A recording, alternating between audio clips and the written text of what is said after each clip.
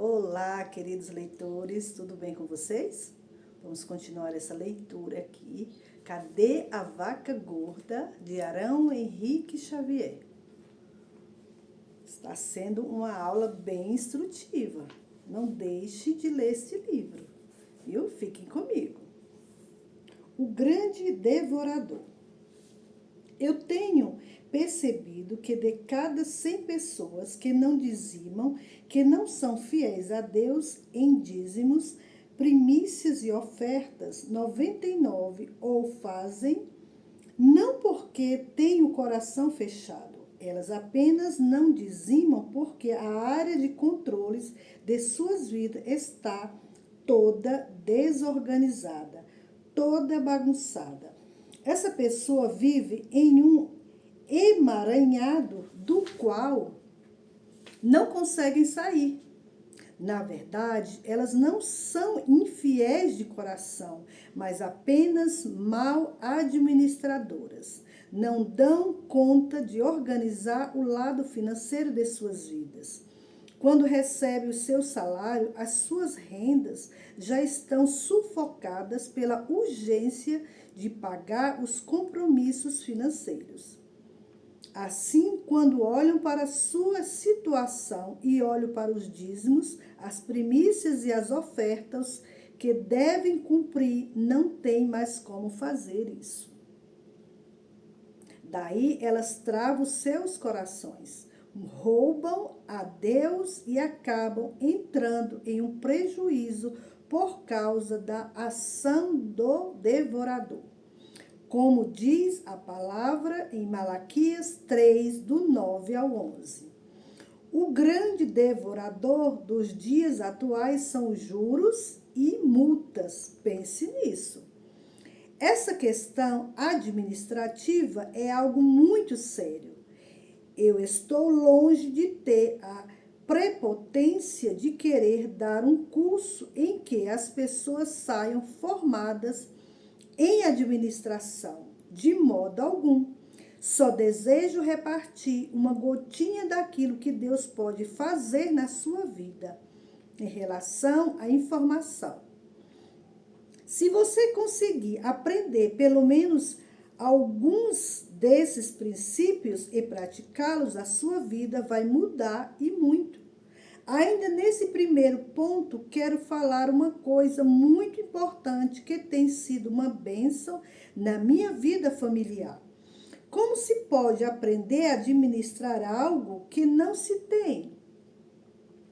Como se pode aprender a administrar algo que não se tem? Não tem como dinheiro em mãos.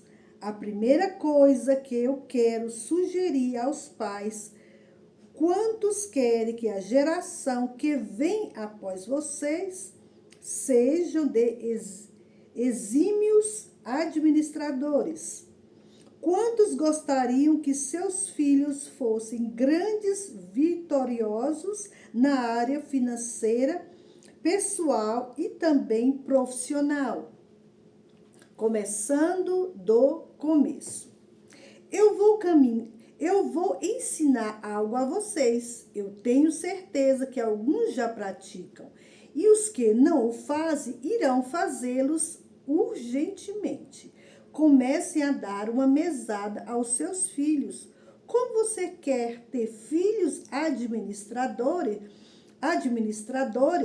se os seus filhos não têm nada para administrar? Pai, se você quer uma geração de filhos administradores que vão crescer sabendo lidar com dinheiro, deve ajudá-los com a prática de administrar uma mesada. Somente se administra o que se tem na mão. Mas quando eu vou dar ao meu filho, quanto eu vou dar ao meu filho? Por quê? Não sei. Você é que deve ver a sua condição e a idade deles. Às vezes é R$5 por mês, R$10, R$15, R$30. Certa ocasião, as minhas filhas foram pedir a mesada e me disseram que já havia 6 meses não acontecia reajuste. O Senhor sabia que o irmão tal está dando tanto para a filha dele? Calma, cada irmão tem uma condição, mas elas me convenceram, aumentei R$ 5 no valor que elas recebiam, fazendo um reajuste. Comece a dar uma mesada para o seu filho, mas cobre dele. A Bíblia diz: ensina a criança quando for pequena, e ainda quando for velho, não se desviará dele. Provérbios 22:6. Ensina-os a primiciar, a dizimar e a ofertar. Cobre deles a fidelidade. Cobre deles uma administração. Tragam para eles a noção de que o dinheiro que eles receberam é para 30 dias, não podendo sair torrando, gastando tudo. Leve-os a exercer um controle, a saber que precisam projetar os gastos. Aprendendo a aprender. Dentro desse princípio, ter disposição para aprender, vamos sair das crianças e chegar até nós, adultos, dentro dessa tribo chamada ser humano, da qual nós fazemos parte. Existe um gênero, o sexo masculino, que é mais difícil do que o outro para aprender. Em geral, a mulher é mais sensível ao aprendizado financeiro do que o homem. Para o homem é mais difícil admitir que precisa aprender, principalmente o homem brasileiro, que adota o conceito machão de que nasceu sabendo. Ele acha que se pôr feijão na despensa, arroz tipo quinta escolha, óleo de alguma coisa, um pedaço de carne gorda em casa, uma verdura meio estragada, já fez tudo. É o macho caçador que já trouxe o suprimento para casa e pronto, está tudo resolvido. Essa atitude, em média, está impregnada na cabeça do homem brasileiro. Ele acha que já sabe tudo. Ele tem uma dificuldade de aprender muitas vezes por achar que isso diminui a sua fama de machão. Dono do pedaço, senhor do castelo. O sujeito está batendo cabeça na área financeira, pois nunca ninguém o ensinou como planejar e executar um bom controle, mas ele não tem abertura para aprender de ninguém. Por isso, eu gostaria de dizer aos homens: vocês precisam aprender a aprender. Agora, deixe-me ir um pouquinho mais fundo. Mais difícil do que um homem admitir que tem que aprender é ele aceitar que tem que aprender de outro homem. Um homem sentar e sujeitar-se a outro homem é algo muito difícil. E começar a ouvi-lo falar e tentar ajudar, que sofrimento, que humilhação, principalmente se ele é um comerciante ou um profissional de renome. Mas é preciso começar do começo. O homem admitir que precisa ser ensinado na área financeira. Se você não chega a essa conclusão de que precisa ser ensinado, você está lendo um livro errado. Você quer prosperar? Então precisa assimilar esse princípio, ter disposição de aprender a ser ensinado. Se você é um empresário, um profissional liberal, aprenda que você não sabe tudo e que você precisa de ajuda para ser ensinado. O dia em que você achar que já sabe tanto que não precisa ser ensinado, você já está precisando ser ensinado de que você não sabe. mesmo pensando que sabe que não precisa ser ensinado. Parecem complicadas essa palavra, não? Mas é simples, Você precisa ter disposição para ser ensinado. Viva no seu padrão, não tente viver no padrão do outro. Para vencer a batalha diária da vida, você deve estar utilizando os seus próprios recursos.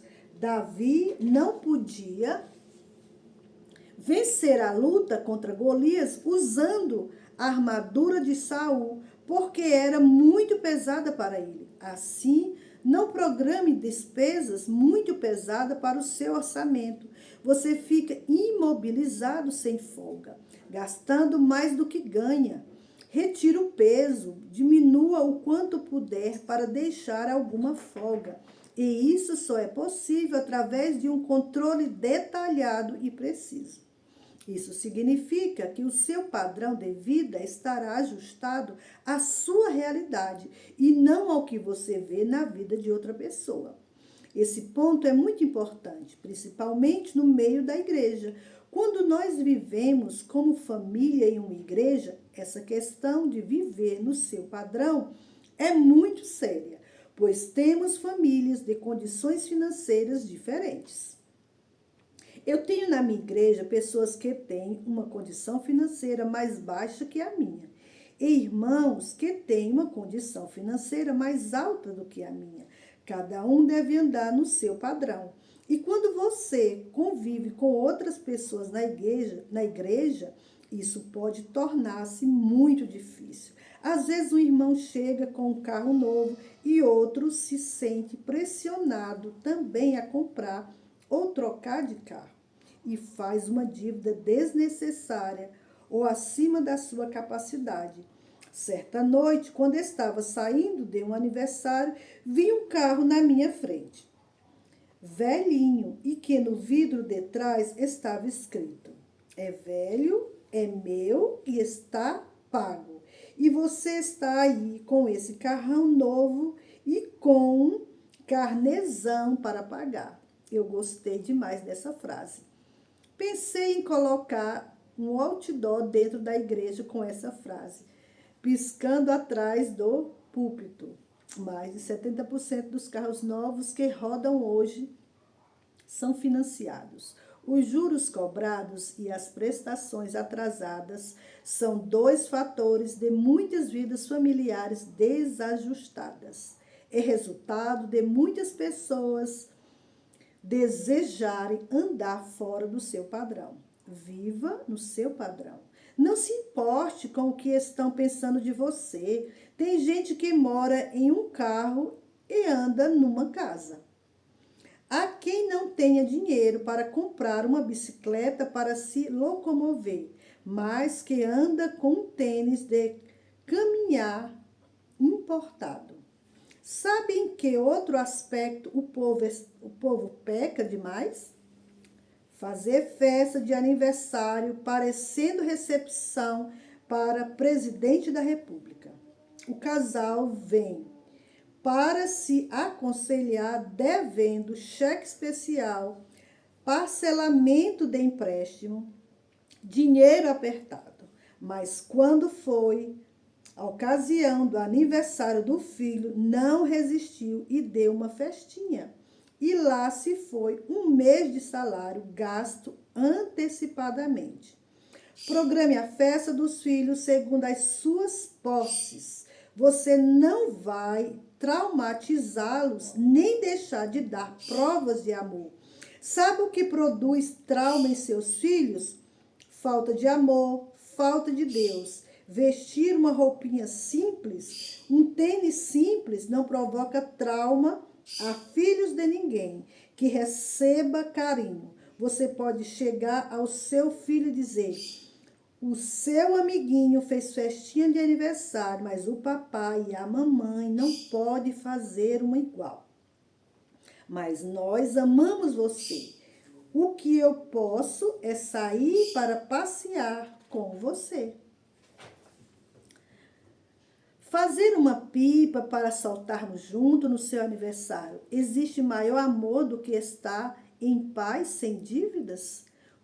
Com tempo e paciência para apoiar os filhos e ensiná-los a respeitar a respeito de prioridades e controle na vida financeira. Este será um presente que valerá por toda a vida.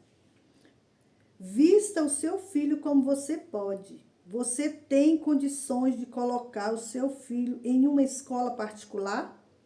Quem não quer? Você pode? Se não pode, não pode. Você pode andar com o carro que você tem hoje? Você pode pagar o valor de aluguel que você paga hoje? Você quer prosperar? Viva no seu padrão. Você pode sair depois do culto com os filhos para comer fora? O que você pode comer? De repente, o que você pode é ir em um carrinho de cachorro-quente e comer um dogão, bem caprichado. Se você não pode ir a um restaurante chique, uma lanchonete mais cara, vai fazer o que indo até lá? Vamos ficar com essa leitura por aqui e amanhã nós voltaremos novamente. Fiquem na paz do Senhor e fiquem comigo nesta leitura.